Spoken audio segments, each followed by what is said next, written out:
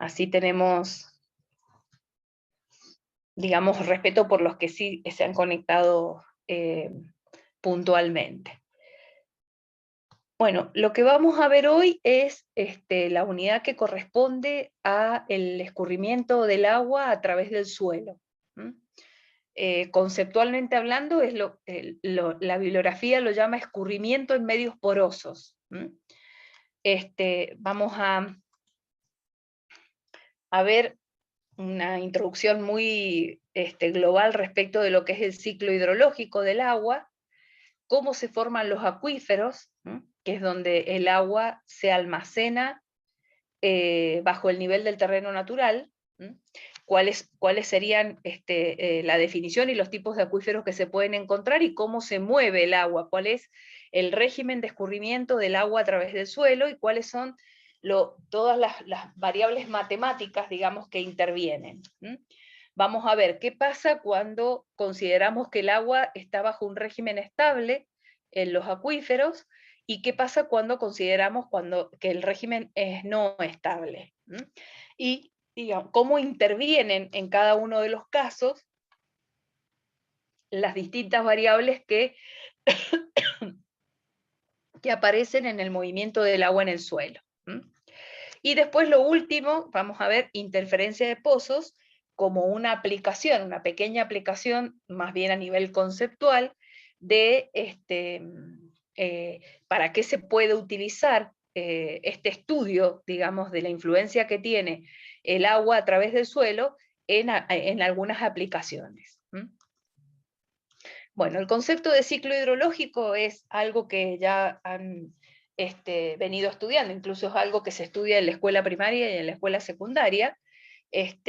Como la palabra lo indica, la palabra ciclo indica digamos, la circunstancia de que el agua va pasando por distintas etapas, y esa misma cantidad de agua va mutando en distintas formas, forma líquida, forma sólida, ubicada en distintos lugares, y ese pasaje entre las distintas etapas es un círculo cerrado, por eso es que se llama ciclo.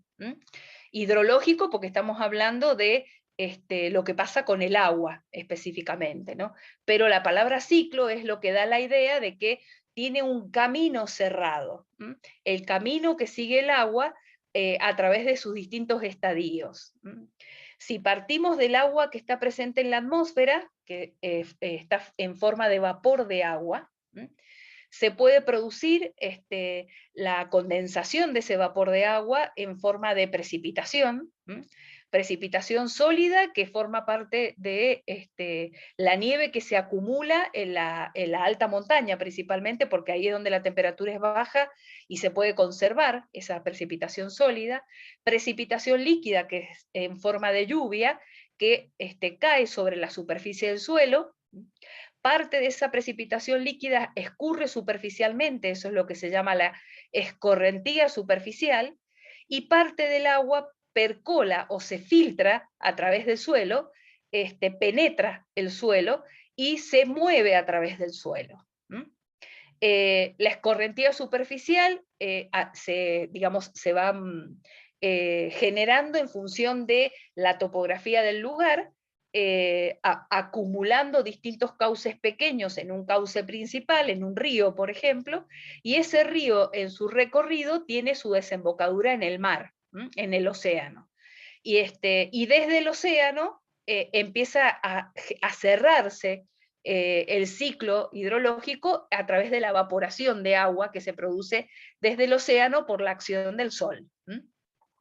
Eso es lo que se llama el círculo o el ciclo del agua. Los distintos estadios en los cuales el agua puede pasar, digamos, la misma cantidad de agua, eso es lo que dice la teoría, a través de las distintas particularidades del planeta. Nosotros lo que nos interesa de este ciclo hidrológico es el agua que percola en el suelo, el agua que penetra el suelo, se mueve a través del suelo y se puede acumular en distintas formaciones geológicas que hay en el suelo, formando los acuíferos, que serían esas formaciones que son capaces de brindar agua, y son, digamos, son recursos subterráneos que pueden ser aprovechados por el hombre para el uso de ese recurso hídrico. Entonces, el agua subterránea es el agua que penetra el suelo hasta la zona de saturación del suelo. Ahí esa penetración se hace a través de la ocupación del agua de los volúmenes huecos que deja el suelo. Hay que tener en cuenta que el suelo es una matriz granular, o sea, son granos de distinto tamaño.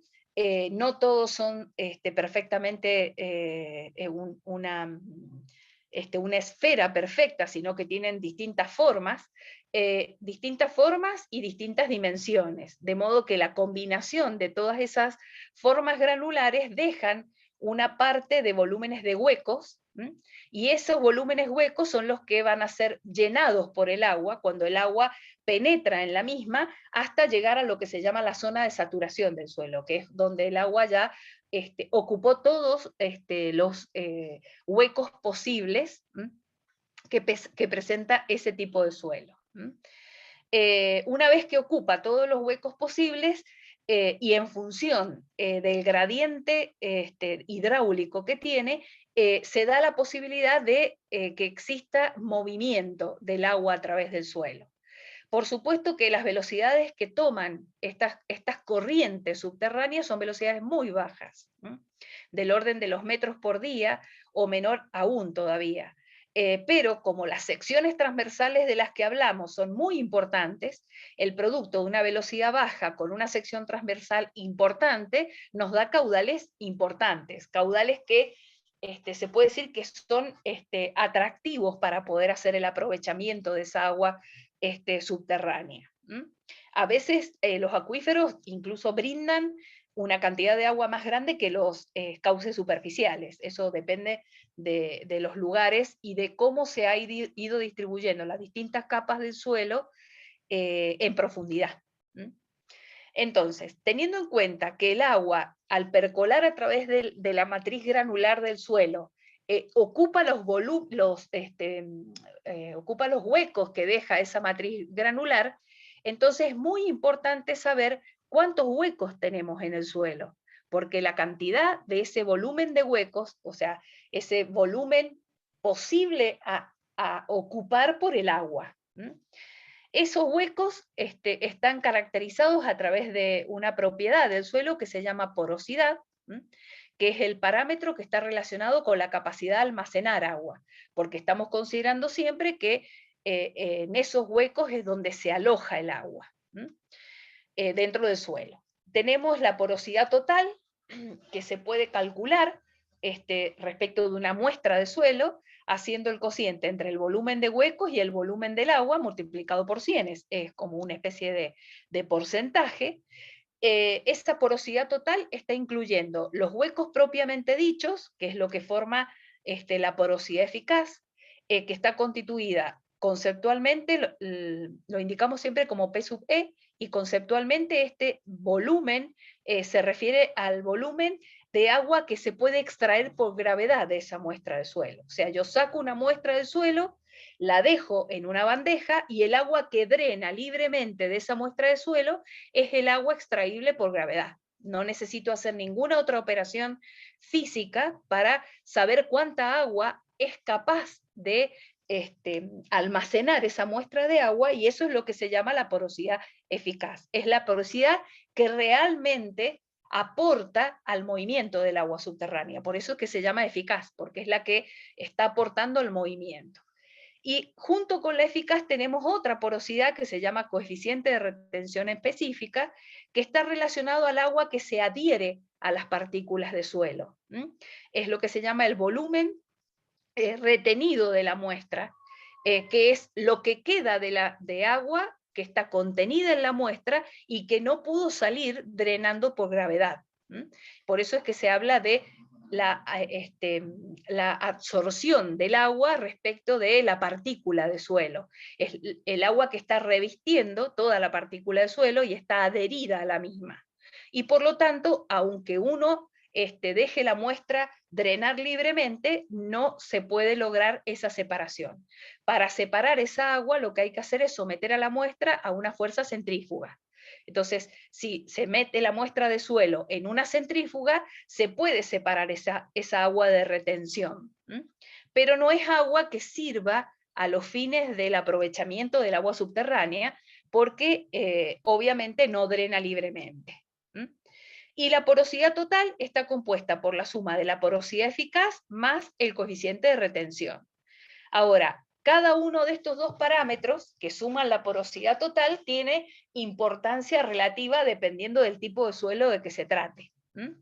En general, los suelos que son muy granulares tienen una gran porosidad eficaz y una retención específica baja, mientras que los suelos que son más finos y laminares, o sea, en forma de lámina, como el caso de las arcillas, tienen una porosidad eficaz baja, porque no dejan muchos huecos entre sí, las láminas se van como acomodando entre una encima de la otra y no van dejando la posibilidad de que haya huecos, pero sí tienen una retención específica importante. Eso depende de las características del suelo. Bueno, eso es lo que estamos poniendo acá.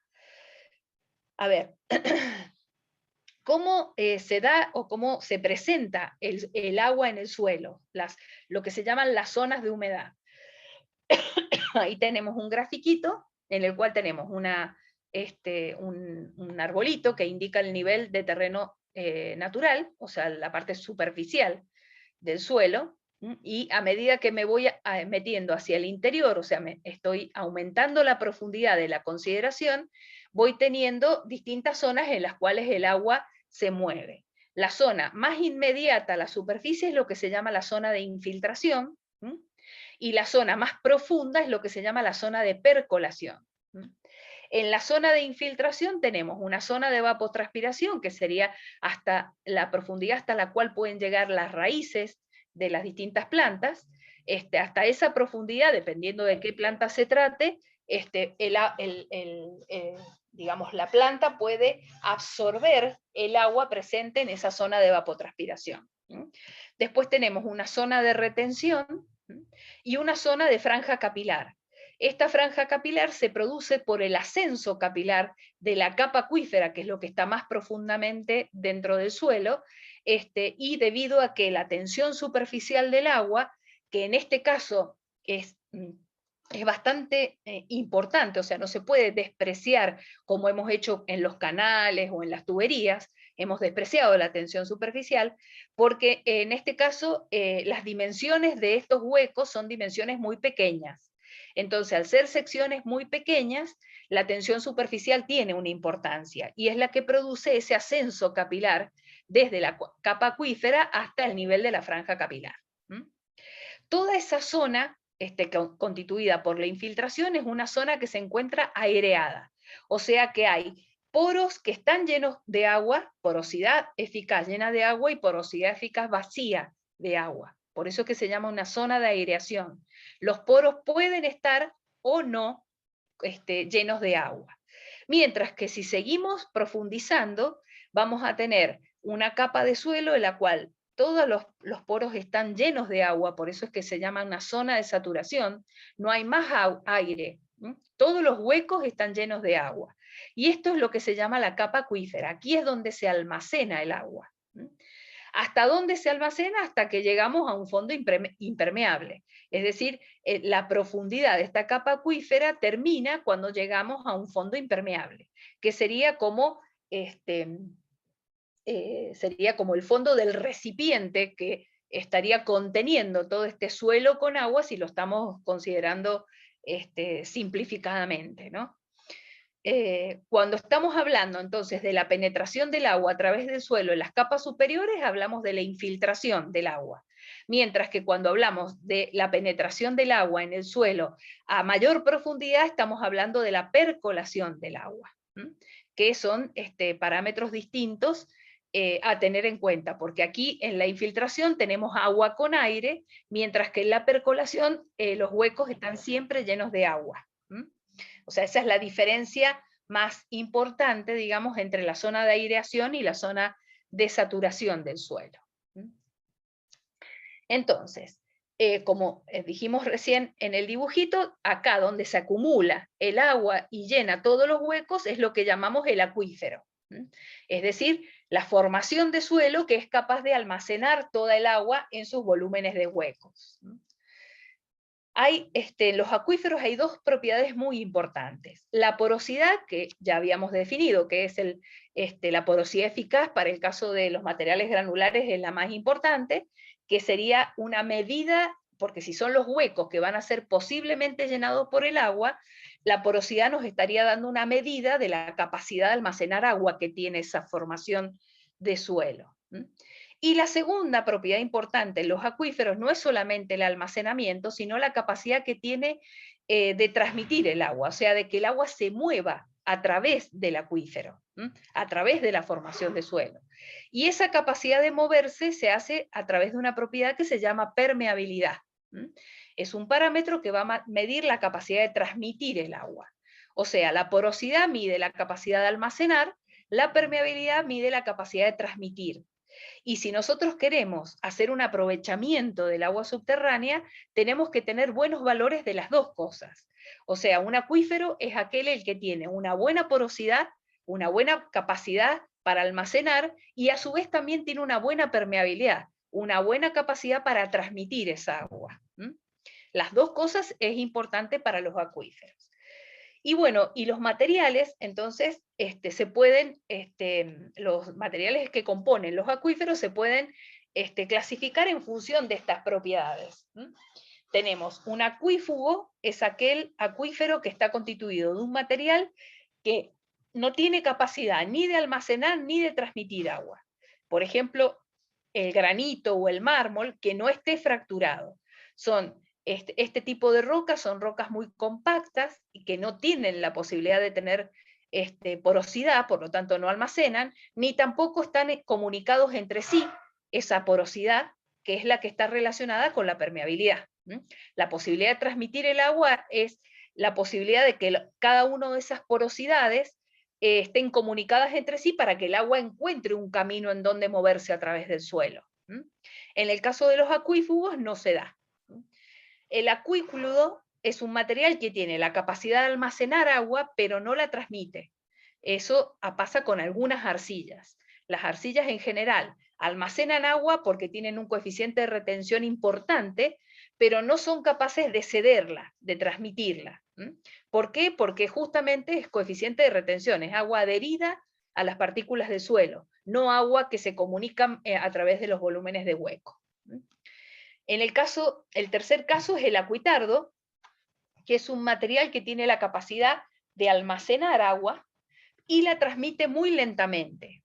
Hay algunas arcillas que almacenan y tienen una permeabilidad muy, muy baja. Entonces la transmiten muy lentamente. Por eso es que se llaman acuitardos. Y el acuífero, que sería lo más deseable dentro de una formación para hacer aprovechamiento del agua en el suelo, que es el material que tanto puede almacenar como transmitir. O sea, tiene una buena porosidad, por lo tanto, tiene un volumen de huecos bueno y es capaz de llenar todos esos volúmenes de hueco con mucha agua, y a su vez esos huecos están comunicados entre sí, y está la posibilidad de que el agua se mueva a través de la formación. Entonces, almacena y transmite. ¿Se entiende? Sí, profe. Bien. Ahí tenemos un cuadrito que resume lo que acabamos de decir, de los acuífugos, que no almacenan ni transmiten, y el ejemplo de los granitos y los mármoles, el acuícludo que almacena pero no transmite, el acuitardo que almacena y transmite muy lentamente, y el acuífero que almacena y transmite, y está asociado en general a materiales granulares. O sea, aquellos materiales, aquella clasificación de suelos que responde a una forma granular de las partículas, como son las arenas, las gravas, las rocas, también pueden formar buenos acuíferos, las rocas de mayor porte. Entonces, un acuífero es una formación geológica que es capaz de almacenar y transmitir agua a través de ella en cantidades significativas. Y esa agua se puede extraer a través de obras de captación, y puede ser extraída y aprovechada por el hombre en forma superficial. Entonces, los acuíferos son formaciones geológicas que son capaces de acumular y de ceder el agua. Actúan como conductos de transmisión, transportando el agua subterránea, o sea que el agua se mueve a través de estas formaciones de suelo, y se materializan las obras de captación en distintos sitios, dependiendo de cómo es la forma en la que se mueve el agua y cómo es la forma del acuífero, para poder hacer ese uso de agua. Bueno, en función de la presión hidrostática en la que se encuentra el agua dentro del acuífero, podemos clasificar a los acuíferos en dos principalmente. El acuífero libre, no confinado o freático, aparece con cualquiera de estos tres nombres en la bibliografía. En esos acuíferos el agua está a presión atmosférica. O sea que hay una parte de la superficie libre del agua dentro de la formación de suelo que está en contacto con el aire, o sea, están en una zona no saturada, porque hay partículas que, hay porosidad que aún no está ocupada por el agua. Y por lo tanto, cuando uno perfora estos acuíferos, la superficie libre del agua sube hasta la altura en la cual la columna piezométrica equilibra con la presión atmosférica. Ese nivel es lo que se llama el nivel freático. Y en general están esos niveles freáticos por debajo del nivel de terreno natural. O sea que la freática está a una determinada profundidad respecto del nivel de terreno natural. Después tenemos los acuíferos confinados, que serían lo contrario del libre, confinado, cautivo o a presión, así es como aparece en los distintos libros. Acuíferos confinados, cautivos o a presión. Y en ellos tenemos un límite inferior impermeable, como lo vimos recién en el dibujito de la planta, un límite inferior impermeable y un límite superior impermeable. O sea, el acuífero tiene un piso y tiene un techo de materiales impermeables. Y el agua, entonces, que en este caso estaría contenida en la formación de suelo, encerrada entre el piso y el techo impermeable, puede tomar o puede adquirir una presión mayor que la atmosférica.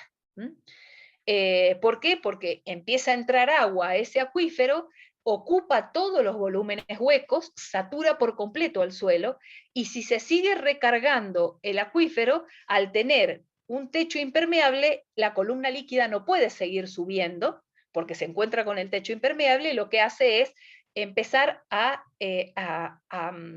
acumular presión el agua dentro de ese acuífero. Por eso se dice que el nivel piezométrico de un acuífero confinado está por encima del nivel de terreno natural, o por encima de su límite superior, para ser más genérico. Como si hubiera Sí, sería como si hubiera una sobrepresión.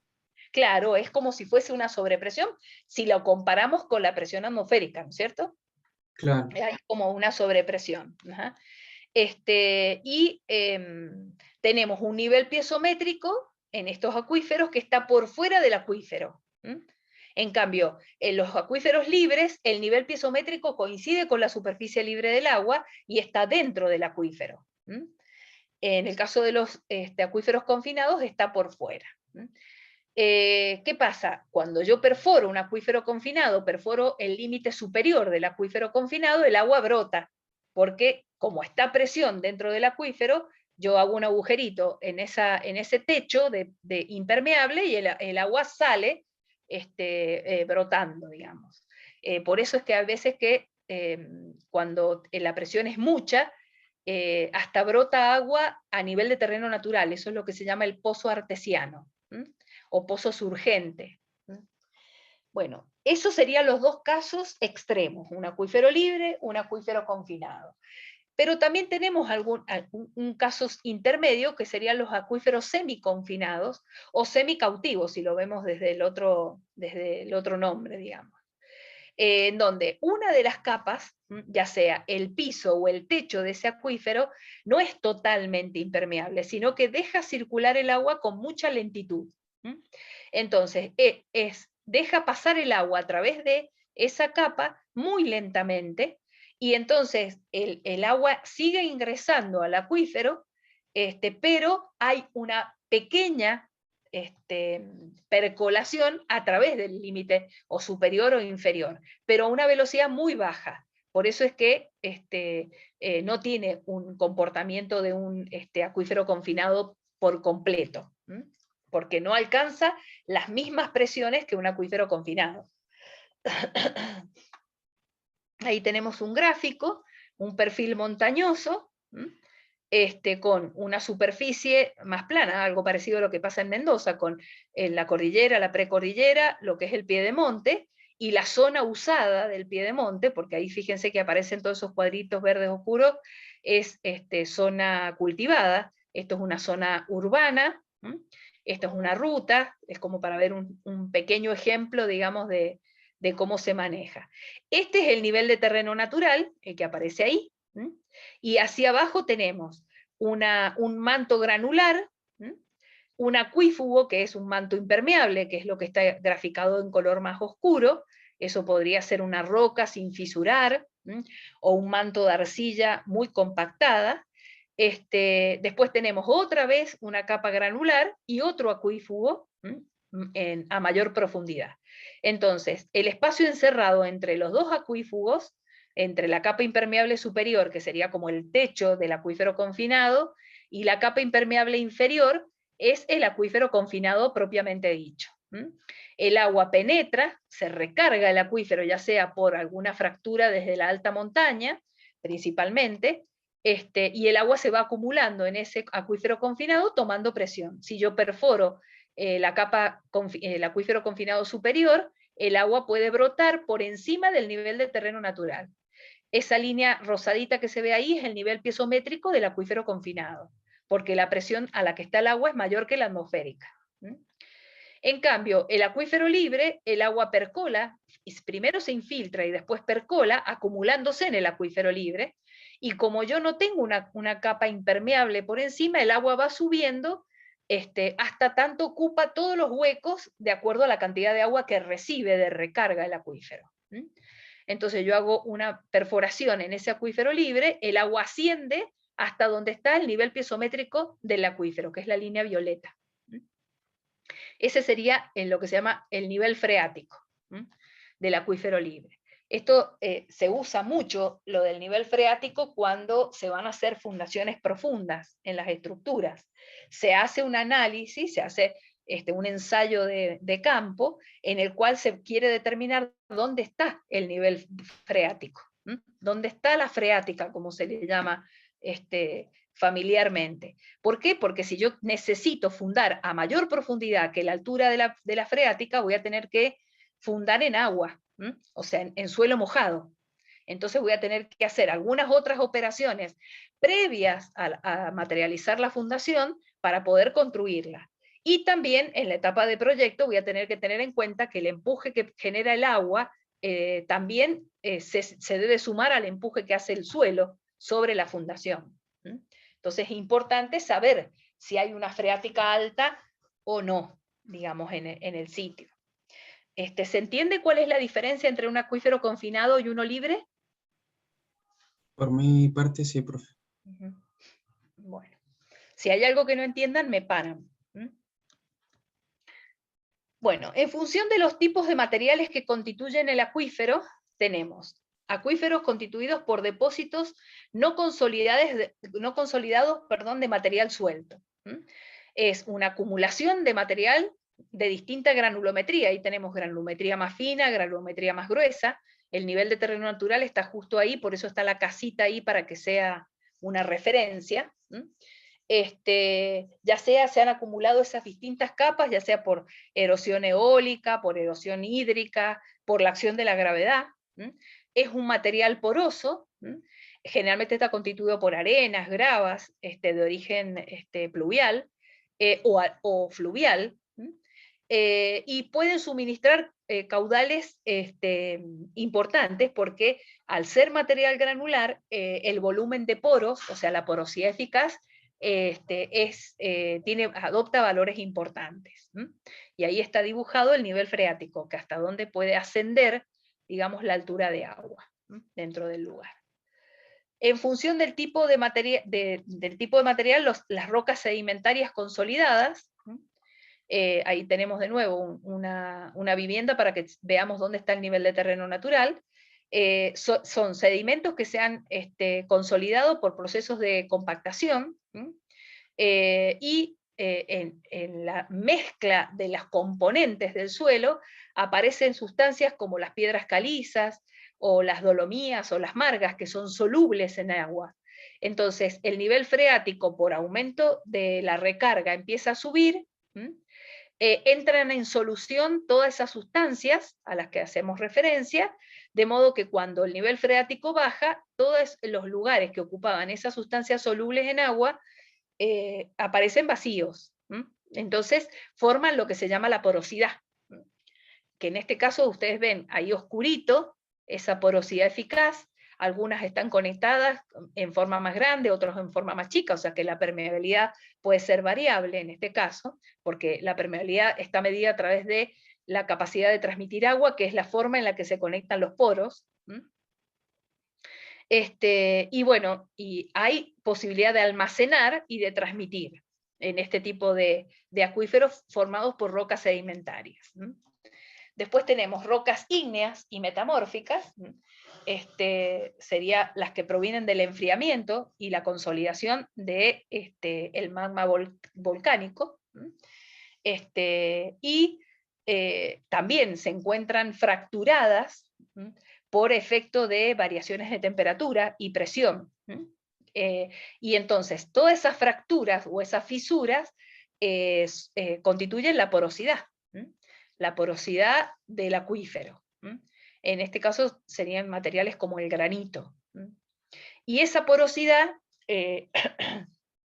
también está comunicada entre sí, de modo que no solamente son capaces de almacenar, sino también de transmitir el agua como formación rocosa. Bueno, ahí tenemos la ley a través de la cual el agua se mueve en el suelo. Es una ley que ustedes han visto en física, la ley de Darcy, que establece que digamos, el agua que penetra el suelo, acá esta es la experiencia de Darcy, tenemos una tubería, una partícula, digamos un tramo de la tubería con arena, lo que se llama la columna de arena, se inyecta agua por una parte y se saca agua por la otra, se mide la piezométrica en el punto 1 y en el punto 2, la diferencia de piezométricas es el H que aparece ahí en el dibujo, y según Darcy, la velocidad que el agua toma, esta velocidad V que toma dentro del suelo, dentro de la arena, es proporcional al gradiente hidráulico. Y el gradiente hidráulico es la diferencia de cotas piezométricas dividido la longitud L que recorre el agua a través de la columna de arena. La constante de proporcionalidad es la permeabilidad del suelo, que es lo que habíamos definido más temprano como la capacidad de transmitir agua que tiene un acuífero. La permeabilidad se mide en unidades de velocidad, metros sobre segundo, y si multiplicamos la velocidad por la sección, en este caso sería la velocidad del agua, K, permeabilidad por el gradiente hidráulico, multiplicado por la sección, obtenemos el caudal. El caudal de agua que puede circular a través del suelo. Ahí en esta dirección que está aquí de YouTube hay un videíto muy lindo relacionado a la experiencia de inyectar el agua y cómo se mueve a través del suelo y cómo medir las diferencias de presiones.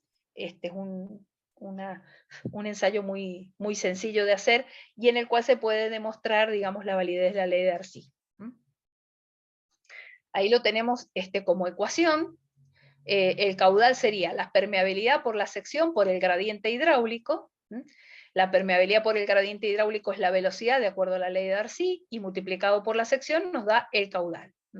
Y el gradiente hidráulico es la diferencia de cotas piezométricas dividido la longitud que recorre el agua. Es adimensional, porque sería en metros sobre metro. ¿Cuál es el régimen en el cual escurre el agua? Si hacemos el análisis de la ley de Darcy, el número de Reynolds, fíjense que acá el agua está circulando por conductos cerrados prácticamente, por eso es que hacemos una comparación con cómo clasificamos los movimientos en las tuberías. La velocidad por el diámetro dividido la viscosidad, esa era la expresión del Reynolds. Ahora, ¿qué diámetro usamos en este caso? Porque antes era el diámetro de la tubería. Ahora, este D va a ser variable en función del tamaño de el material granular del suelo, que se toma el diámetro medio de los granos del medio permeable. Y bueno, ν es la viscosidad cinemática del agua, que depende de la temperatura principalmente. Si hacemos el cálculo de estas velocidades, haciendo el producto de U por D sobre ν, tenemos valores de Reynolds que van entre 1 y 10 en el agua subterránea. O sea que, ¿qué tipo de movimiento se da en el agua subterránea si el Reynolds va entre 1 y 10? Laminar. Laminar. El agua en el suelo se mueve con movimiento laminar. Sobre todo porque esta dimensión es muy pequeñita. Y la velocidad también es pequeña. Entonces hay un predominio de la viscosidad del agua en ese caso. Ya no, las fuerzas de la gravedad no son tan importantes. Ahí tenemos un cuadrito que relaciona la porosidad, la permeabilidad para distintos tipos de materiales. Habíamos dicho que se medía con unidades de velocidad, longitud sobre tiempo. Ahí está medida en centímetros sobre segundo. 100 centímetros sobre segundo es 1 metro sobre segundo. Acá es 10 centímetros, 1 centímetro. Acá pasa a ser 0,1 centímetro, 0,01, y acá sería 1 milímetro porque es 10 a la menos 3. Milímetro por segundo. Y ahí vemos, en función del valor de la permeabilidad, el tipo de suelo del que estamos hablando. Los valores más altos de permeabilidad corresponden a los materiales granulares de mayor tamaño, la grava, la arena, mientras que a medida que vamos achicando en la permeabilidad, también se va achicando el tamaño de los granos de suelo. Entonces ahí tenemos la arena fina, o la arena arcillosa, que es una mezcla de arena con arcilla, hasta llegar al extremo, que es cuando la permeabilidad es 10 a la menos 8 centímetros sobre segundo, que estamos hablando de arcillas no meteorizadas. Eso es en cuanto a al tipo de suelo. Ahora, ese tipo de suelo también puede comportarse en función de ese valor de la permeabilidad en distintos tipos de calificación de los acuíferos. Los que tienen buena permeabilidad, hasta el milímetro por segundo, son buenos acuíferos, o sea que los buenos acuíferos están formados por gravas y mezclas de grava y arena. Acuíferos pobres hasta 10 a la menos 7, y menores son casi impermeables. O sea que cuando tenemos permeabilidades de 10 a la menos 8 en centímetros sobre segundo, estamos hablando de casi mantos impermeables. Esto es a lo que hace a los acuíferos. Después aparece acá una clasificación relacionada con la capacidad de drenar que tienen esos suelos. En el caso de los suelos gruesos, drenan bastante bien, por eso se usan muchas veces como drenes en el suelo una mezcla de grava. Eso permite acumular el agua en los volúmenes huecos, y si uno le da una pendiente adecuada, el agua se mueve a través de ese dren. Por eso se dice que drena en buenas condiciones. Bueno, ¿cómo se hace la captación del agua? Entonces ahí tendríamos un esquema, el fondo impermeable, el nivel de terreno natural, un nivel piezométrico estático. Según este dibujito, estamos en presencia de un acuífero libre. No tiene un manto impermeable superior y un manto impermeable inferior, sino que solamente tiene el inferior y el agua sube hasta el nivel freático o el nivel piezométrico estático que le da la presión que tiene o la cantidad de agua que tiene ese acuífero en función de los volúmenes de huecos que están llenos. Entonces, ¿cómo hago la captación? Hago una perforación. Esa perforación tiene que llegar al acuífero. A través de un bombeo extraigo el agua y entonces hace una succión en toda la tubería. Esa succión en la tubería hace que el agua que está presente en el acuífero fluya hacia la perforación en forma radial. O sea, acá está dibujado en un plano que es paralelo a la pantalla, pero si yo quisiera, este mismo dibujo es válido para un plano perpendicular, para un plano inclinado. O sea, fluye diametralmente hacia el centro del pozo, generando este cilindro, muchos cilindros concéntricos, de modo que el agua atraviesa esos cilindros concéntricos para llegar a la tubería de la perforación y poder subir a través de la succión de la bomba y que salga con un caudal constante. O sea, estamos suponiendo que estamos bombeando constante. Entonces, ¿qué es lo que pasa? A medida que el agua se empieza a acercar al pozo, estos cilindros concéntricos se van achicando, porque al principio tendríamos un cilindro así de grande, y a medida que me acerco al pozo, tenemos cilindros cada vez más pequeños. La superficie transversal que atraviesan el agua en la formación es la superficie lateral de un cilindro, porque, digamos, fluye hacia el pozo desde todos lados. En el dibujo sería en dirección horizontal hacia la perforación, pero si lo quisiéramos ver en 3D, está fluyendo en todas las direcciones hacia el pozo. O sea que a medida que me voy acercando al pozo, la sección transversal que va recorriendo el agua es la superficie lateral de este cilindro, que a medida que me acerco al pozo, el cilindro es cada vez más chico y por lo tanto la superficie lateral de ese cilindro también va a ser más chica. O sea que a medida que me acerco al pozo, la velocidad tiene que ir aumentando porque este caudal es constante. Y si la sección disminuye, la velocidad tiene que ir aumentando. Y si la velocidad del agua aumenta a medida que me acerco al pozo, por la constancia del Bernoulli, la presión tiene que ir disminuyendo. O sea que ese nivel piezométrico estático que se daba cuando el pozo no tenía ningún bombeo conectado, cuando empiezo a bombear, empieza a descender. Y es mayor el desnivel o el descenso piezométrico a medida que me acerco al pozo. ¿Por qué es mayor? Porque a medida que me acerco al pozo aumenta la velocidad y por lo tanto tiene que disminuir la presión. Tiene que disminuir el nivel piezométrico. ¿Se entendió? Sí, profe. Entonces, el nivel piezométrico dinámico, o sea, el nivel piezométrico que se da para este caudal, va a ser un descenso, una curva que va descendiendo en correspondencia con el pozo. Y el mayor descenso se va a dar en el pozo. A medida que me alejo del pozo, ese descenso es más chiquito, porque sería la distancia que hay entre el nivel piezométrico dinámico y el estático. Ese sería el descenso en cada caso. Bueno. Vamos a analizar qué pasa en los dos tipos de acuíferos que hemos venido definiendo. En un acuífero freático libre, que está en régimen estable, tengo en este caso un material granular, el nivel de terreno natural es el que está dibujado ahí, por eso la vegetación indica la superficie libre, o la superficie natural del suelo, un material granular, que se ve, digamos, ese material granular se ve alimentado por el agua superficial, un cauce, por ejemplo. Entonces, por percolación, primero por infiltración y después porque por percolación, el agua penetra en el suelo, ya sea que sea una roca agrietada o un material granular, el agua lo que hace es ocupar todos los vacíos, como aparece ahí en el grafiquito. ¿Hasta dónde? Hasta llegar a lo que se llama el nivel de la capa freática. ¿Eso de qué va a depender? Va a depender de quién está alimentando ese acuífero. En este caso está alimentado por un agua superficial.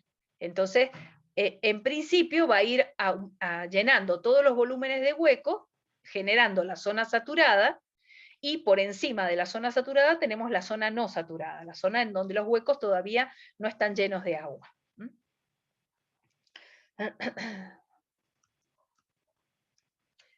Ahí, ¿qué pasa?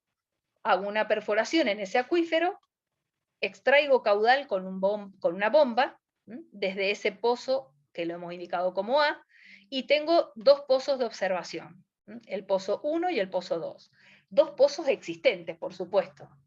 No es que se tienen que materializar 3 pozos para poder hacer ese ensayo de bombeo. Se usan pozos existentes. Entonces, el nivel piezométrico estático, que era casi una línea recta, según lo que vimos recién, casi una línea recta, una línea horizontal, empieza a tener un descenso a medida que me acerco al pozo. Por el efecto de que a medida que el agua va acercándose, va fluyendo hacia el pozo, las superficies laterales de ese cilindro son más chicas, aumenta la velocidad y disminuye la presión. Entonces el descenso, que lo indicamos con la letra D, es mayor a medida que me acerco al pozo. Y con la letra H indicamos la cota piezométrica. Y con R estamos indicando la distancia a la cual está el pozo de observación 1 y el pozo de observación 2. Y aplicamos la ley de Darcy. El caudal Q que estoy sacando por el pozo es el mismo que está fluyendo desde el acuífero a la perforación. O sea, acá el régimen es estable. Todo el agua que sale del pozo es la misma que fluye hacia el pozo. La que fluye hacia el pozo es la que se puede calcular con Darcy, multiplicando la permeabilidad por el gradiente y multiplicado por la sección. El gradiente hidráulico, ¿qué va a ser? Va a ser la variación del nivel piezométrico respecto de la distancia que recorre el agua. La derivada de H respecto de R. Eso sería el gradiente. Y la sección transversal sería la superficie lateral del cilindro que hemos hablado. La superficie lateral de un cilindro es el perímetro de la base por la altura. El perímetro de la base es el perímetro de una circunferencia, 2πr, por h, que es la altura del cilindro que estemos considerando. ¿Por qué lo hemos considerado no H1 ni H2? Porque estamos tomando un cilindro genérico. Después vamos a ver qué pasa cuando integremos entre el punto 2 y el punto 1. Entonces, en esta igualdad, yo tengo dos variables, la cota piezométrica H y la distancia R. Entonces, junto este diferencial de R con este R en el primer miembro, y después me quedaría 2pi por K sobre Q por H diferencial de H. Integro el R entre R1 y R2 y el H entre H1 y H2.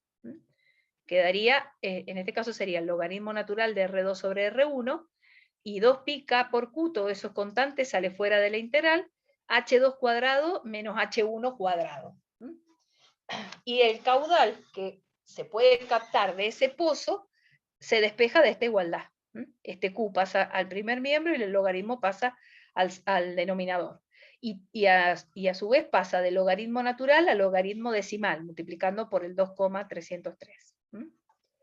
Y entonces yo puedo calcular ahí el caudal que está saliendo del pozo en función de los descensos que se producen en dos pozos de observación. Así como este ensayo de pozos tengo en este caso, yo podría tener o poder calcular la permeabilidad del acuífero haciendo un ensayo. Coloco una bomba y bombeo o succiono un caudal constante. Eso significa que tengo el ensayo realizado. Y mido en dos pozos de observación los descensos que se producen por ese ensayo de bombeo.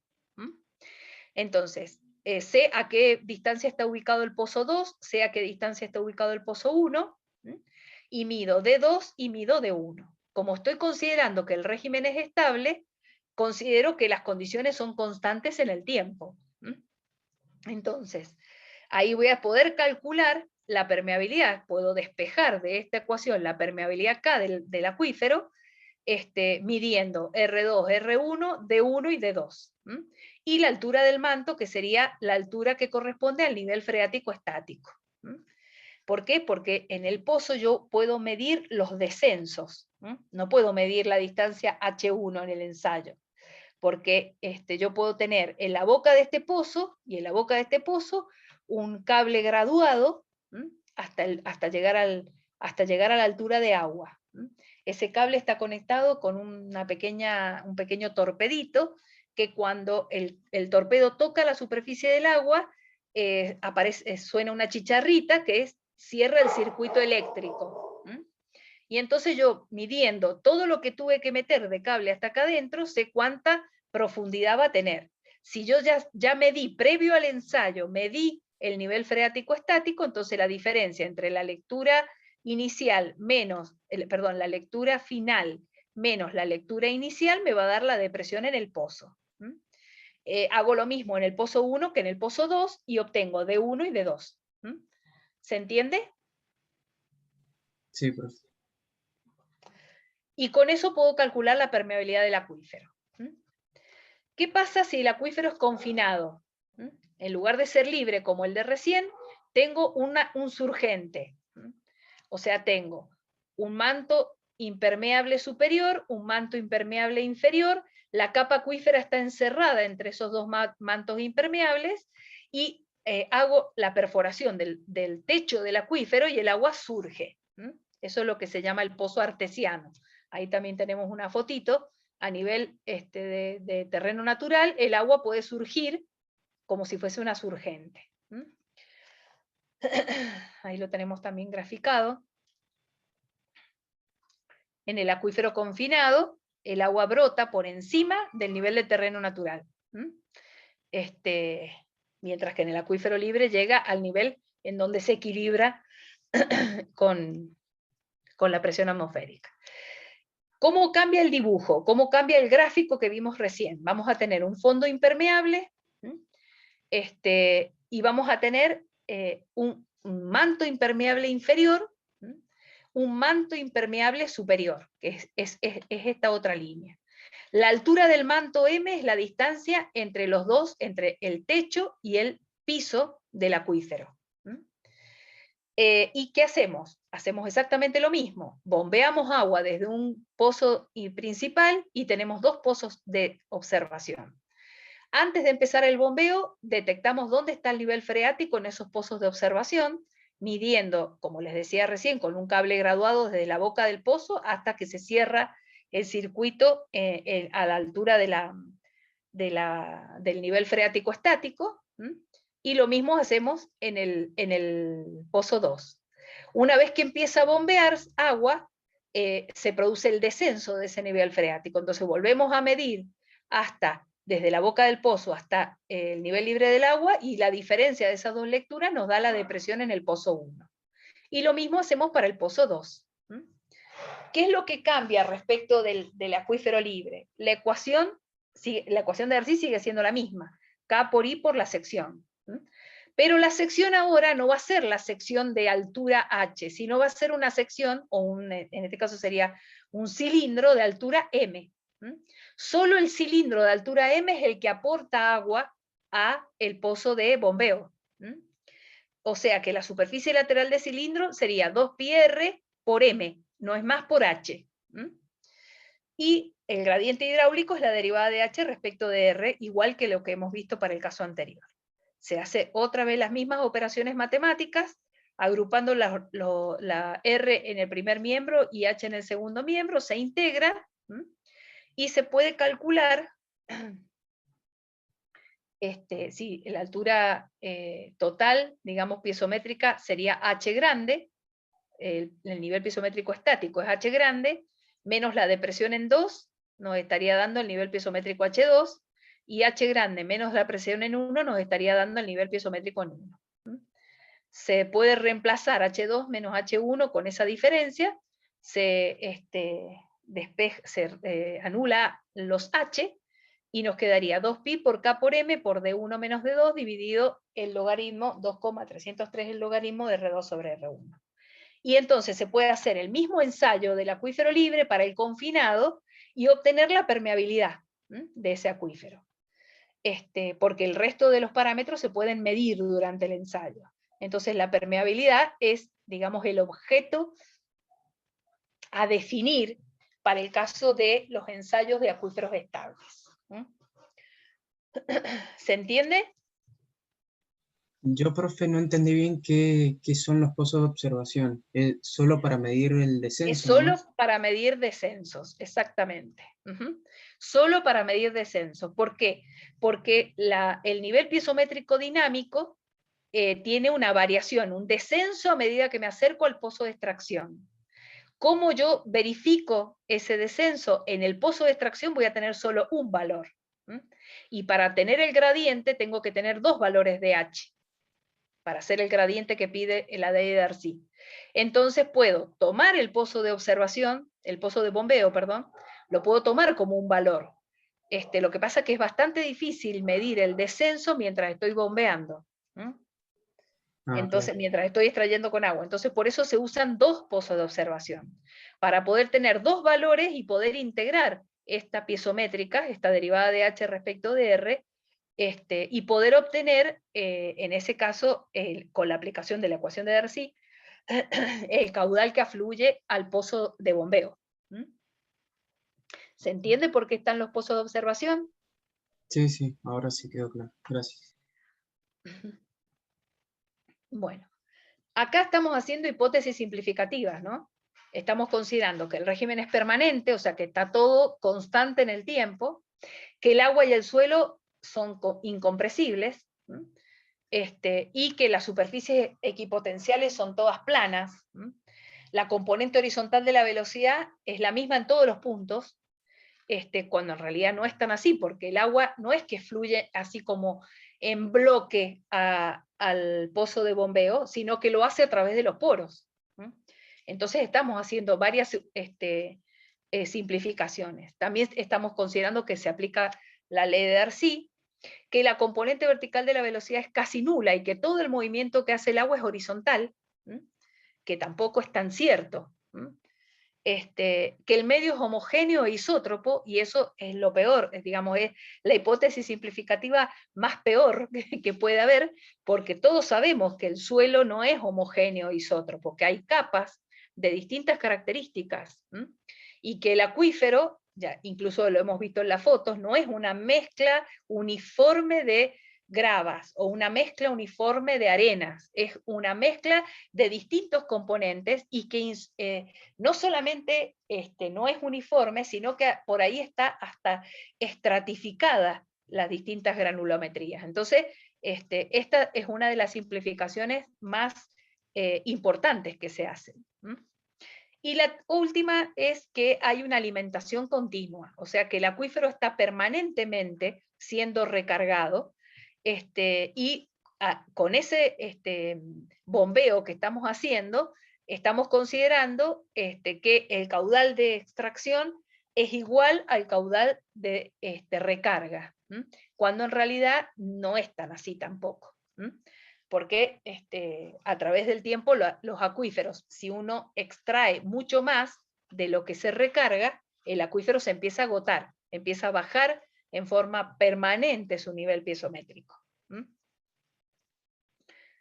Ahí tenemos un ejemplo de un ejercicio. Un acuífero en condiciones artesianas, tiene 7 metros de espesor, tiene una permeabilidad de 36 metros por día, se perfora un pozo que atraviesa el acuífero por completo y se extrae un caudal constante, y un pozo de sondeo a 3 metros de distancia presenta un descenso de 2,5 metros de profundidad. Y un tercer pozo que está ubicado a 200 metros de distancia, los descensos son despreciables. Determinar el caudal extraído en el pozo.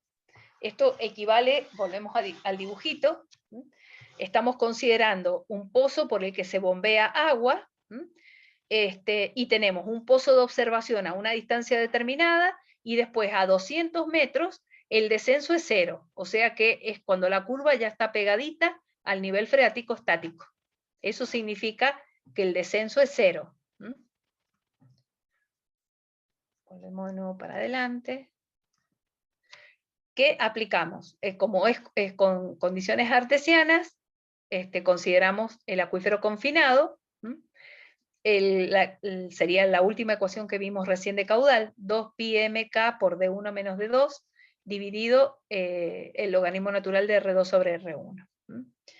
tenemos como dato, el manto tiene 7 metros de altura, 7 metros de espesor, perdón. La permeabilidad son 36 metros día. El descenso en el pozo de 2,50 a 3 metros de distancia. El descenso 2 es 0 a 200 metros de distancia, o sea, R1 vale 3 metros con un descenso de 2,5, R2 vale 200 metros con un descenso de 0. Y entonces se reemplaza en la ecuación y se obtiene qué caudal. 942 metros cúbicos día. O sea, el secreto de esto es que hay que saber bien qué ecuación es la que hay que aplicar en función de si el acuífero es confinado o libre, y los datos obtenidos de los pozos de observación. Es sencillo. ¿Hay alguna duda? Por mi parte no, profe.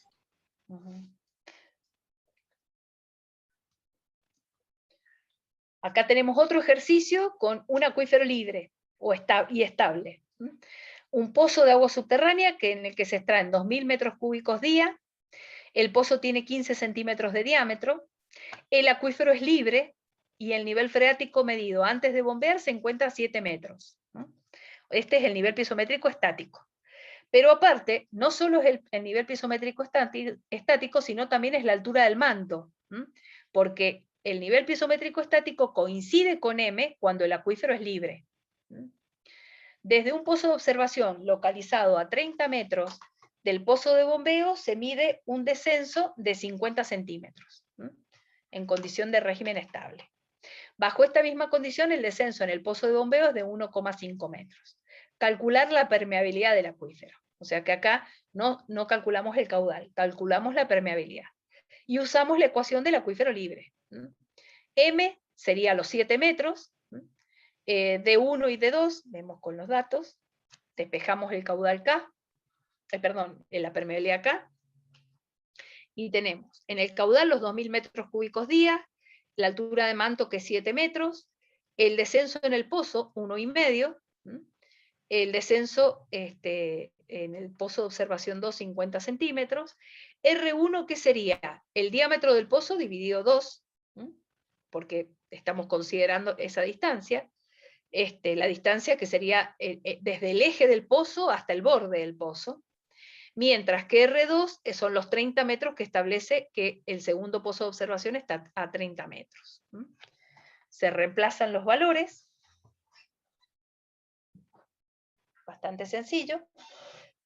Lo que hay que hacer es interpretar bien los datos del problema, teniendo en cuenta que la altura del manto coincide con el nivel piezométrico estático, para el caso del acuífero libre. ¿Se entiende? Sí, profe. Bueno, esto es mientras el régimen es estable. ¿Qué pasa cuando los acuíferos no son estables? ¿Qué es lo que pasa generalmente? Es lo que pasa en la realidad, se podría decir. Los ensayos de bombeo no generan la posibilidad de que sea un acuífero estable, sino que tiene una zona de no estabilidad, de impermanencia, se podría decir, y luego se puede obtener la estabilidad o la permanencia en el tiempo. En esos acuíferos no estables, digamos, toda esta hidráulica del agua subterránea se complejiza un poco. Y aparecen otros parámetros, aparte del de la permeabilidad, que es el coeficiente de transmisibilidad, que lo indicamos con la letra T. El coeficiente de transmisibilidad se define como el caudal que está pasando por una faja vertical del acuífero, cuya altura es el manto del acuífero. El ancho de la faja es unitario, en una altura unitaria, y está totalmente saturado ese acuífero. Si tenemos que el espesor M sería el espesor total del manto, considerando que la transmisibilidad es el caudal que está pasando por una altura unitaria y un ancho unitario, podríamos calcular o relacionar la permeabilidad multiplicando la permeabilidad con la altura del manto, y podríamos calcular cuánto caudal está pasando, en este caso, que sería el coeficiente de transmisibilidad del que estamos hablando. Considerando un gradiente unitario, o sea, un gradiente de presión, en este caso sería el I de Darcy, unitario. Entonces, si hacemos esa definición, considerando el agua que está pasando a través de esa faja vertical, digamos, de terreno, que tiene un ancho unitario y una altura igual al manto, podemos relacionar el coeficiente de transmisibilidad con la permeabilidad. El coeficiente de transmisibilidad resulta igual al producto de K por M. Y este coeficiente de transmisibilidad es una propiedad del acuífero. Se mide en metros cuadrados por segundo, o en longitud al cuadrado dividido tiempo, pero en realidad es un caudal por unidad de ancho. Sería el caudal que está pasando por esta faja vertical de ancho unitario. Por eso es que termina como longitud cuadrado sobre tiempo, pues sería metro cúbico sobre segundo por metro de ancho. Es como el caudal unitario al que por ahí nosotros usábamos para algunos cálculos en canales. El otro coeficiente que se usa para este tipo de acuíferos no permanentes es el coeficiente de almacenamiento. El coeficiente de almacenamiento es un coeficiente que es igual a la porosidad eficaz para el caso de los acuíferos libres. O sea, al volumen que se puede extraer por gravedad, extraíble, de un acuífero determinado. Ese coeficiente de almacenamiento es un valor numérico, no tiene unidades, no es como la transmisibilidad que tiene unidades, no tiene unidades, pero el valor numérico, el valor absoluto obtenido del coeficiente de almacenamiento nos da una idea, digamos, de que si es un acuífero libre o si es un acuífero confinado. En el caso de los coeficientes de los acuíferos confinados, tenemos valores que van en 10 milésimas o 100 milésimas, mientras que si los acuíferos son libres, los números son un poquito más grandes, 0,5 y 3. Eso va de la mano con la definición de almacenamiento. Como el almacenamiento es la posibilidad, sería como una medida de la porosidad eficaz, la posibilidad de que los huecos que tiene ese suelo sean llenados por agua. En el caso de un acuífero libre estamos hablando de gran cantidad de suelos que al no tener un límite superior impermeable, da la posibilidad de que siga, si se puede recargar lo suficiente el acuífero, da la posibilidad de que el acuífero se siga completando de agua. Por eso es que los valores son más grandes, 0,5, 3, mientras que el almacenamiento para los acuíferos confinados son muchísimo más chicos, son números decimales, 10 milésimas o 100 milésimas, y está relacionado también con la porosidad, pero que está más reducida. Es un coeficiente que sirve para comparar, tanto el del almacenamiento, acuíferos que tengan las mismas circunstancias, o sea, podría comparar dos acuíferos libres. El que tiene mayor valor numérico del coeficiente es el que tiene mayor capacidad de almacenamiento. No podría comparar un libre con un confinado, porque son números distintos, pero sí sirve para hacer comparaciones de los acuíferos. En este caso, se supone, para el caso del régimen no permanente, un medio permeable homogéneo, y direcciones diferentes. La ecuación del movimiento del agua termina siendo esta, la de Darcy. K, ¿se acuerdan que era K por I, por la sección? Y I es la derivada de H respecto de R, o de X, de Y, de Z, porque depende de qué dimensión estemos considerando. Entonces se hace el equilibrio del agua que está entrando a un cubo elemental de suelo en el que contiene agua, y eso nos permite calcular el caudal con la ley de Darcy y con la definición de almacenamiento poder calcular el agua que está contenida en ese cubo, no solamente la que entra y sale para la transmisión, sino también la que está almacenada en el cubo. El desarrollo matemático está en la guía de estudio, así que no quería embrollar demasiado con matemática esta clase porque no es el objeto. La ecuación final termina siendo esta. Aparece la derivada segunda de la pisométrica respecto de X, la derivada segunda de la pisométrica respecto de Y, la derivada segunda de la pisométrica respecto de Z, porque lo estamos considerando en las 3 dimensiones. Eso es lo que se llama el operador laplaciano de H. H sería la función cota pisométrica. Y ese operador laplaciano, si lo reemplazamos ahí, nos quedaría igual a menos el coeficiente de almacenamiento sobre la transmisibilidad por la derivada de H respecto de T. La derivada de H respecto de T sería la variación de la piezométrica en el tiempo. Eso es lo que hace que el movimiento no sea permanente.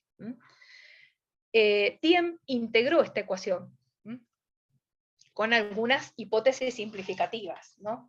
Que el acuífero es homogéneo e isótropo, en cuanto a la permeabilidad, que el acuífero se extiende horizontalmente en todas las direcciones, que el pozo de bombeo tiene un diámetro prácticamente igual a 0 en comparación con el acuífero, que el pozo de bombeo atraviesa todo el acuífero, que el agua que se extrae del pozo es extraída de la formación y no vuelve a entrar, y produce por lo tanto un inmediato descenso del nivel piezométrico, que el caudal que entra al pozo es bombeado totalmente, vale Q, y se puede calcular con la ecuación que ya hemos visto. Esta sería la superficie lateral del cilindro, 2πx sería el perímetro de la circunferencia, y sería la altura, y entonces ahí tendríamos el cilindro, la superficie lateral del cilindro por K y por el gradiente hidráulico, que es la parcial de H respecto de X. Y la ecuación que se obtiene después de las hipótesis simplificativas de Thiem y la integración de Jacob es una expresión matemática que nos da el descenso piezométrico en función del tiempo y del espacio. Q es el caudal, T es la transmisibilidad, S es el almacenamiento. Y las variables son dos, tiempo y espacio. Y el espacio en función de R, como veíamos recién en el régimen estable. Y bueno, estos son los parámetros adicionales, digamos, de la integración. Y la transmisibilidad se relaciona con la permeabilidad a través de la ecuación esta, T igual a K por M. Esto nos permite tener dos aspectos a considerar. El descenso en función del tiempo o el descenso en función de la distancia. Entonces, un mismo ensayo de bombeo yo podría decir, voy a tomar un pozo de observación, con lo cual fijo la distancia R, y voy a monitorear a través del tiempo todos los descensos que se producen en ese pozo de observación. Voy a tener la recta descensos en función del tiempo.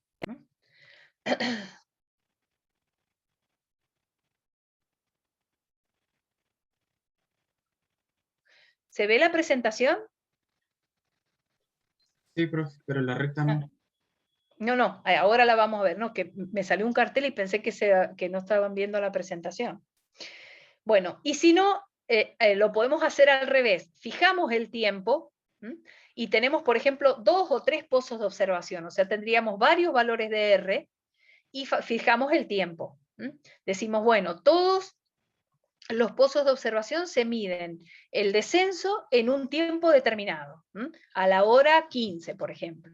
Entonces empieza el ensayo de bombeo a las 9 de la mañana, por decir de una manera, por decir una hora, y entonces en los distintos pozos que tenemos de observación, 3, 4, 5 pozos de observación, a las 15 horas, todos juntos, simultáneamente, medimos el descenso. Entonces vamos a tener 4 o 5 descensos en función de la distancia y a tiempo constante. Entonces, empezamos por la primera. Consideramos la distancia constante y variamos el tiempo. Nos ubicamos en un solo pozo de observación, y medimos en ese pozo de observación, cuyo R es conocido, el descenso a través del tiempo. Entonces, esta misma ecuación, el logaritmo, en este caso, lo hacemos distributivo. Respecto de t, que es la variable, y todo todos estos parámetros pasarían a ser constantes. Entonces, si hacemos la distributiva del logaritmo, nos quedaría el logaritmo de todo este parámetro, y como está multiplicado por t, sería más el logaritmo de t. Y este 0,183 q sobre t es factor común en los dos sumandos. ¿Se entiende la descomposición de esa recta, cómo se hace?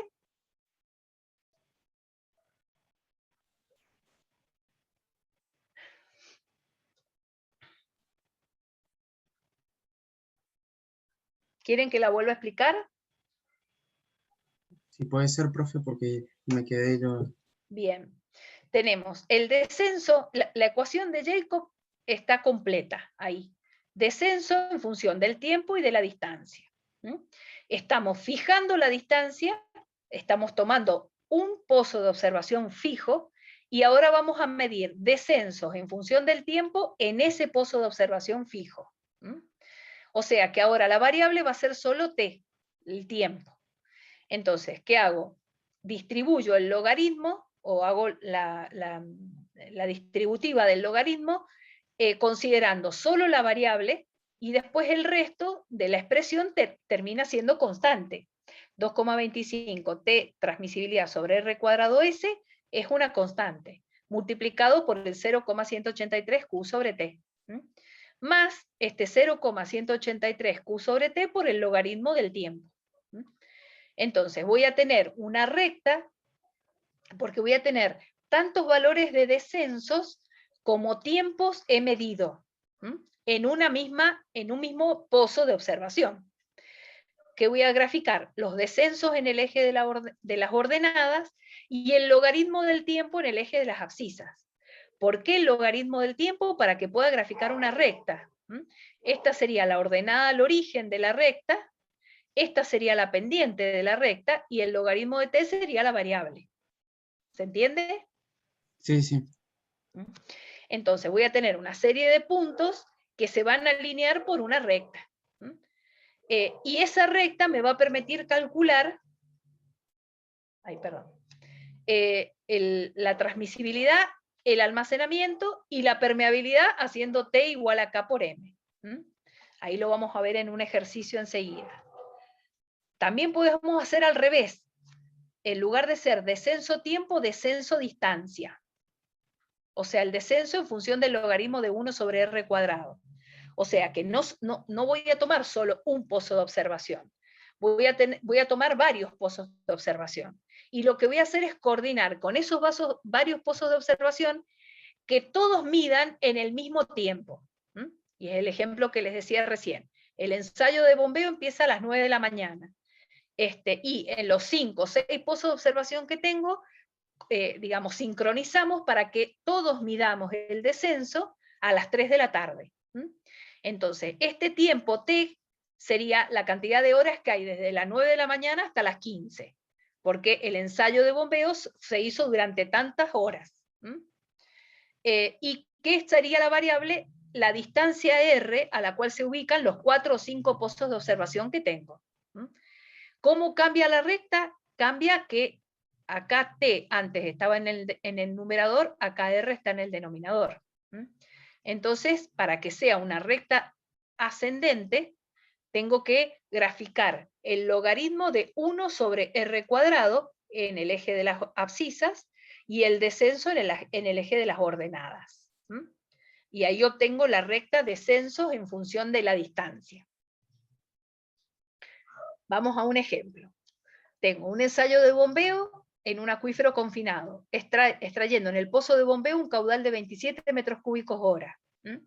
En un pozo de observación que está ubicado a 70 metros del anterior, se realizan las mediciones de los descensos que se indican en la tabla. Tiempo en función del descenso, en un pozo que está ubicado a 70 metros. A los 3 minutos es 0, a los 4 minutos es 0,05, a los 6 minutos 3 centímetros, a los 8 centímetros, a los 10 minutos casi 10 centímetros, a los 15, 18, a los 20, 23, y así sucesivamente hasta los 300 minutos. En los 300 minutos llegué a 85 centímetros de descenso, en ese mismo pozo de observación que está ubicado a 70 metros del pozo de bombeo. El nivel estático es de 33,7 metros, que en el pozo de observación lo medí antes de empezar el ensayo, por supuesto, porque una vez que ya empecé el ensayo, el nivel se modifica. El espesor del manto permeable es 10 metros, y pide determinar el coeficiente de transmisibilidad, el de almacenamiento y la permeabilidad. El acuífero es confinado, y el régimen es no estable porque estamos considerando descensos en función del tiempo. La ecuación es la misma ecuación de Jacob que vimos recién. La variable que vamos a tomar ahora es T. Entonces hacemos la misma descomposición que hicimos recién. Todo lo que está constante es la ordenada al origen de la recta. Este término es la pendiente de la recta y el logaritmo de T es la variable. ¿Qué hacemos? Entonces, hacemos un gráfico semilogarítmico. En el eje de las ordenadas el descenso, en el eje de las abscisas el logaritmo de T. Y graficamos todos esos puntitos. Ese es el gráfico semilogarítmico. Logaritmo del tiempo en la abscisa y descenso en escala lineal en la ordenada. Y me dan todos estos puntitos celestes que están ahí. ¿Qué tengo que encontrar? Una recta que abarque esos puntitos celestes. Entonces trazo una recta que sea lo más cercana posible a los puntitos celestes. Por supuesto que estos primeros no van a estar dentro del rango porque justamente es la inestabilidad inicial del ensayo. Entonces esa recta azul es la que indica o la que representa la nube de puntos. Y entonces ahí voy a aplicar la ecuación que vimos recién. La pendiente de esa recta, le llamamos tangente de alfa, sería 0,183 por Q sobre T. Y despejo de esta misma ecuación, la transmisibilidad sería 0,183 por el caudal de bombeo, dividido la pendiente de la recta. Esa es la tangente de alfa a la que hace referencia ahí. La pendiente de esa recta, ¿cómo se calcula? Sería, si yo trazo esta recta, sería la tangente de ese ángulo, del ángulo que forma la recta con la horizontal. Ahora, yo también la puedo calcular haciendo el cateto opuesto sobre el cateto adyacente. El cateto opuesto entre dos puntos y el cateto adyacente entre dos puntos. ¿Cómo tomo esos dos puntos? En las abscisas yo tengo el logaritmo de 100, el logaritmo de 10. El logaritmo de 100 es 2, el logaritmo de 10 es 1. Entonces, este logaritmo de 100 menos logaritmo de 10, esta diferencia es 1. Por lo tanto, en la tangente de esta recta, sería el cateto opuesto, lo voy a medir, y el cateto adyacente va a ser 1. ¿Se entiende? ¿Y por qué el 100 y el 10 y no el 100, el 200 o el 300 que sería casi el último punto? Para que la diferencia sea 1. Para que, digamos, en este caso sería el logaritmo de 100, que es 2, menos el logaritmo de 10, que es 1, 2 menos 1 me da 1. Esa diferencia es 1. Entonces la tangente de alfa sería directamente igual al cateto opuesto, porque el cateto adyacente es 1.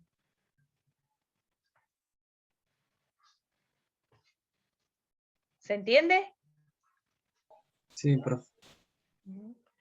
Yo también podría decir, bueno, voy, a ver, si yo sigo esta recta para arriba, hasta podría considerar una regresión lineal de todos estos puntos, y sacar la ecuación, como hace el Excel, que uno le da una nube de puntos y obtiene la regresión lineal con el coeficiente de correlación.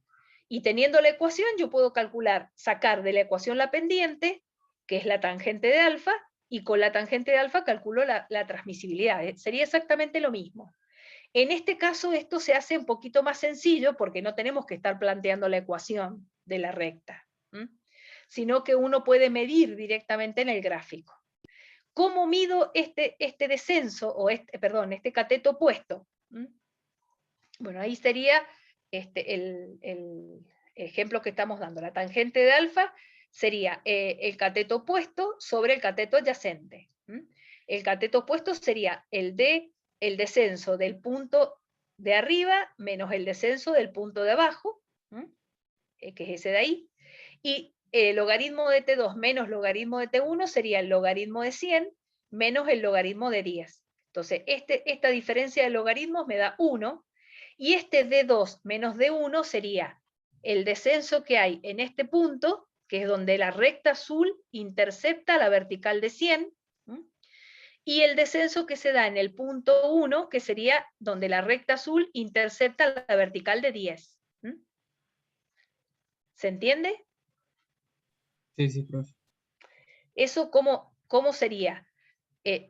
Llegando hasta acá arriba, esto es 0,60, esta horizontal es 0,60, 2, 4, 6, 8, 0,70, o sea que cada una de estas son 2 centímetros, o se intercepta en 0,62, 0,62, y este intercepta en 0,10, 0,62 menos 0,10 es 0,52.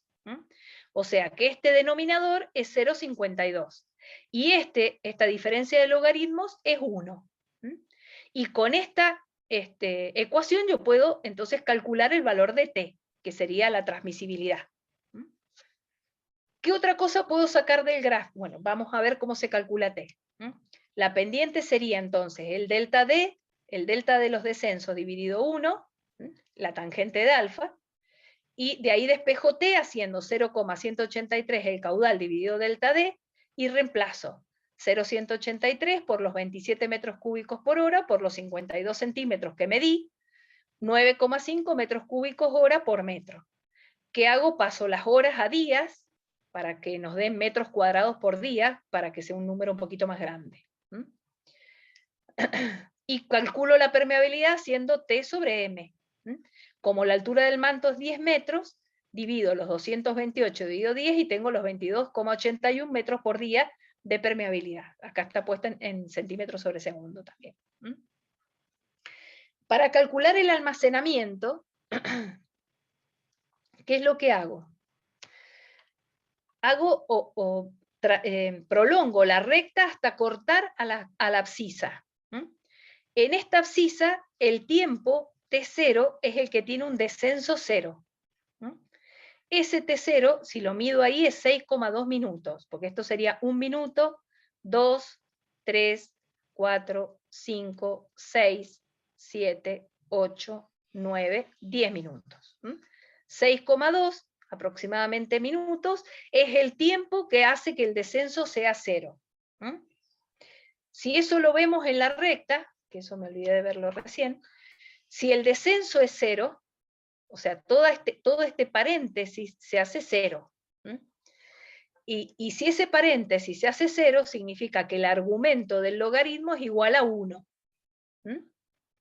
Y el tiempo que hace que eso sea igual a 1 es el tiempo t sub 0. Entonces, ¿cómo calculo el almacenamiento? Igualando 2,25 la transmisibilidad por t sub 0 sobre r cuadrado s igual a 1. Y de esa igualdad despejo el almacenamiento. ¿Se entiende? Sí, profe. Bueno, volvemos de nuevo a la transmisibilidad. Igualamos entonces en la ecuación de Jacob a 0 el descenso, el t sub 0 es el tiempo que hace que el descenso sea 0, que lo medimos en el gráfico. Hacemos que el logaritmo, entonces este logaritmo es igual a 0, o sea que el argumento del logaritmo es igual a 1, mientras t sea t sub 0. Y de ahí despejamos el almacenamiento. 2,25 la transmisibilidad por t sub 0 sobre r cuadrado, me da 4,5 por 10 a la menos 4 el almacenamiento. Fíjense que estamos en el orden de las 10 milésimas, o sea que se ajusta con la definición del acuífero confinado, que era un dato del problema. Al inicio del problema dijimos que el ensayo se hacía sobre un acuífero confinado. Y entonces ese coeficiente de almacenamiento toma un valor que es del orden de los que corresponden a los acuíferos confinados. ¿Se entendió o repetimos algo? Por mi parte no, profe. Bueno. En el otro ejemplo es al revés, o sea, en lugar de ser en función del tiempo, es en función del espacio. Entonces, durante 18 días se extrajo un caudal de 5.198 metros cúbicos hora, metros cúbicos día, perdón, de un pozo. Este pozo se encuentra en un acuífero libre, aluvial de gravas, arenas de 8 metros de espesor. O sea, ya sabemos que el acuífero es libre. En la tabla siguiente se tienen las distancias en función de los descensos. El pozo N1 estaba a 14,776 metros de distancia del pozo de bombeo y manifestó 160 centímetros de descenso a los 18 días. El N2, que estaba a 30 metros, manifestó 130 centímetros de descenso a los 18 días. Y así sucesivamente con cada uno de ellos. 6 pozos de observación y determinar el coeficiente de transmisibilidad, el almacenamiento y la permeabilidad. Y hacemos el mismo caso. La misma ecuación, 0,183 Q sobre T, acá sería la variable R cuadrado. Entonces, la recta de la que hablamos tiene la ordenada al origen, estaría dada con el tiempo t, que ahora es constante, 18 días, y la variable es la distancia r cuadrado, 0,183 q sobre t por el logaritmo de 1r cuadrado. Entonces es una recta que tiene esta pendiente, que tiene la misma forma que tiene la otra recta, y la ordenada al origen de la recta está dada con, en este caso, el tiempo constante. Ahí, digamos, estas tablitas terminaron siendo graficadas en esta escala semilogarítmica. Los descensos en la vertical en escala lineal y la distancia en escala semilogarítmica. ¿Cuál es la diferencia en este caso? Que la escala semilogarítmica va a ser siempre decimal, a diferencia del tiempo, que es creciente. En este caso, la escala semilogarítmica es creciente en el sentido contrario. ¿Se entiende? O sea, acá tenemos un metro, acá tenemos el logaritmo, digamos, sería un metro, 10 metros, 100 metros, 1000 metros, y así sucesivamente, porque estamos en el sentido contrario. El logaritmo es de 1 sobre r cuadrado. ¿Se alcanza a entender la diferencia matemática? Sí, profe. Bueno, los puntos están ahí graficados, N1, S1, N2, S2, N3, S3. Ahí está la recta que representa lo más cercano posible a los puntos, y hacemos la misma simplificación que recién. La tangente de alfa sería el cateto opuesto sobre el cateto adyacente. En este caso, el cateto adyacente sería el logaritmo de 1 sobre R2 al cuadrado menos el logaritmo de 1 sobre R1 al cuadrado. Y ahí podríamos tomar, en este caso podríamos tomar entre este punto y este punto, o entre este punto y este punto, porque ahí hay dos verticales que ya están cruzadas por la línea. Una, dos, tres verticales, perdón. Una, dos, tres verticales. ¿Qué tomamos entre este punto y este punto? El punto inicial, que sería el descenso que corresponde a la intersección de la recta con la vertical que pasa por 0,001, 1,23, acá sería de 1,2 a 1,4, estaríamos haciendo 24, 28, 32, 36, 40. Entonces sería 1,23, 25 aproximadamente. Y acá abajo estaríamos antes del 80. Y este sería 76, 80. Y la mitad está en 78. Entonces sería 1,23 menos 0,78, 0,45. Y la diferencia de abscisas entre estas dos verticales sigue siendo 1, igual. Porque quedaría 1 sobre R2 al cuadrado, el logaritmo de 1 por 10 a la menos 3, menos el logaritmo de 1 por 10 a la menos 4. Entonces sería 4 menos 3. O sea, sería este de acá, 4 menos 3. Porque esto sería 10 a la menos 3, este es 10 a la menos 4. Y el logaritmo es el exponente. Entonces nos quedaría menos 4 y menos 3. La diferencia es 1. Y volvemos a medir, digamos, el delta D y calculamos con la pendiente la transmisibilidad, considerando que la diferencia de descensos de las dos verticales es 0,45, 2113,85 metros cuadrados día. Y con eso calculamos la permeabilidad, haciendo T sobre M. Y para el almacenamiento hacemos lo mismo que hicimos con la recta tiempo, la trasladamos, prolongamos hasta cortar al eje de las abscisas. Y ahí se mide el 1 sobre R0 cuadrado que aparece acá. Acá sería 10 a la menos 2, 4, 6, este es 10 a la menos 6, este es 10 a la menos 5. 1 por 10 a la menos 6, 2 por 10 a la menos 6, 3, 4, 5, 6, 7, 8, 9, entonces sería 2,5, por eso es 2,5 por 10 a la menos 6, o es esto mismo que está puesto acá, 0,0000025. Y ahí se reemplaza el R0, en este caso, por el 0,0025, y el valor de la transmisibilidad que calculamos recién. Nos da un coeficiente de almacenamiento de 0,21. Si se acuerdan ustedes, estaba entre 0,20 y 3, creo, el del acuífero libre. O sea que también el valor coincide con las características del acuífero. ¿Hay alguna duda? ¿Se entiende bien cómo está realizado el cálculo? Sí, profe. ¿El gráfico de la recta de descenso nos lo dan ustedes en un parcial? A ver, ustedes pueden tener el gráfico, el papel semilogarítmico. Y lo que sí, van a ser 2 o 3 valores para que no tengan que estar graficando tanto, ¿no? Ese papel semilogarítmico está dentro del material de estudio, la hoja semilogarítmica, cosa que ustedes puedan imprimir la hoja y graficar. También hasta se puede hacer por Excel esto, hacer el gráfico y trazar la recta, ¿no? Claro, pero, sí. claro, digo, pero en un parcial usar el Excel se puede. Y en una parte de la cátedra no está de acuerdo con usar el Excel.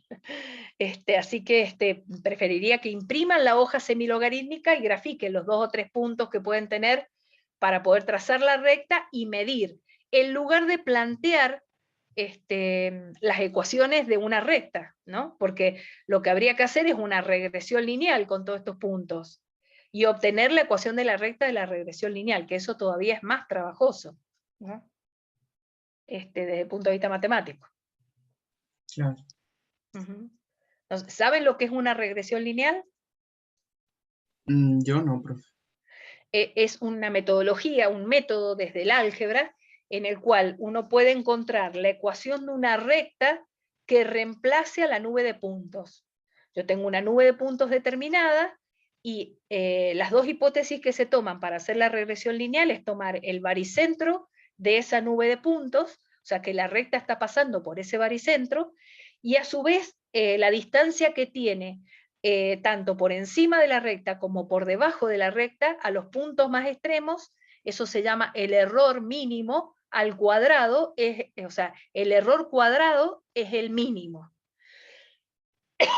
Entonces se aplica ese método, el de los mínimos errores al cuadrado. Eso es lo que hace Excel, digamos, y obtiene la recta de regresión. Y todo se relaciona con un coeficiente de correlación, que mientras más cercano a 1 es el coeficiente de correlación, mejor representa la recta la nube de puntos. Menos error. Menos error, exactamente. El Excel tiene la función de la regresión lineal, entonces uno puede directamente darle las coordenadas de los puntos, grafica los puntos y uno le puede agregar línea de tendencia y una de las líneas es la de regresión lineal. Claro. De todos modos, se entiende cómo se puede hacer gráficamente sin necesidad de tener que estar en el manejo de tantas ecuaciones. Sí, sí, no, eso sí es sencillo. Bueno.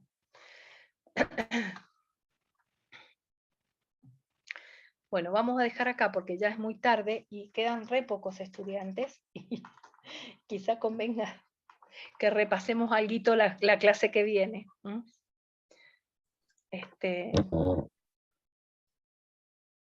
Porque la verdad son dos ustedes, está Verónica también. Yo creí que eran 3 alumnos, ¿no? Claro. Estamos haciendo el apoyo logístico. Sí. No, creí que eran ¿Qué 3 tal, alumnos, chicos? no, Buenas son 2 noches. alumnos. Sí, han quedado dos, no. ¿Qué tal? Sí, sí. Está bueno que después, al quedar grabado, van a poder verlo. Entonces, Sí, bueno, sí. apelo un poco a eso.